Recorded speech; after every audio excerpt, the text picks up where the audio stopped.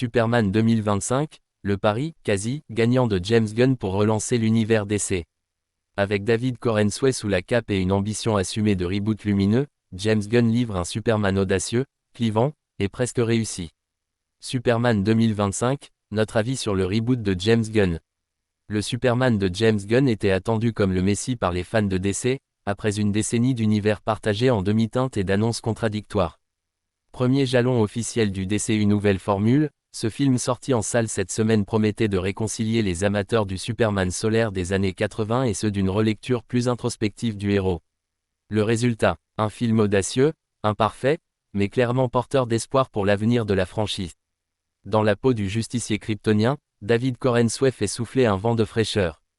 Plus proche d'un Christopher Reeve que d'un Henry Cavill, son Clark Kent campe un personnage doux, empathique, parfois naïf, mais jamais ridicule. Il incarne un Superman bienveillant et sincèrement humain, dans un monde où la violence et le cynisme ne sont jamais loin. La dynamique avec Lois Lane, interprétée par une Rachel Brosnahan pétillante et futée, fonctionne à merveille. Leur duo redevient le cœur battant de l'intrigue, loin des triangles amoureux artificiels ou des drames excessifs à la Zack Snyder. James Gunn injecte dans ce Superman sa patte reconnaissable, dialogue ciselé, second degré assumé, tendresse pour les personnages marginaux, Crypto le chien en tête, et une volonté farouche de désacraliser sans moquer.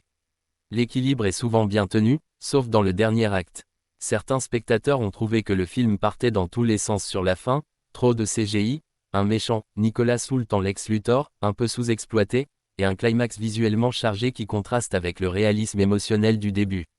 Le choix de multiplier les clins d'œil aux fans, notamment à travers des caméos et références au DCU à venir, peut aussi brouiller la lisibilité pour les néophytes. Côté critique, le film divise. The Guardian et The Times n'y voient qu'un reboot inutile et bruyant, qu'en décider, Cinemablend ou The New York Post loue sa capacité à redonner de la lumière à l'univers DC sans sombrer dans la mièvrerie. Sur Rotten Tomatoes, le score tourne autour des 85% d'avis positifs, preuve d'un accueil globalement chaleureux, malgré les voix discordantes. Le public, lui, semble plus unanime. Superman 2025 réconcilie avec l'idée que l'espoir est encore une valeur bankable au cinéma, et que la cape rouge peut à nouveau faire rêver les salles obscures. Verdict, note officielle de Radio Cisco FM, 4/5. Pourquoi ce 4/5? Parce que malgré ses défauts, Superman 2025 parvient à toucher juste là où ça compte, dans le cœur. C'est imparfait, certes, mais c'est audacieux, rafraîchissant, et profondément humain. Le pari de James Gunn n'est pas un coup de maître, mais c'est un nouveau départ solide pour DC, et ça mérite une belle étoile kryptonienne. Une réussite émotionnelle plus qu'un chef-d'œuvre technique. James Gunn ose redonner de la candeur à un héros trop souvent durci par les relectures sombres.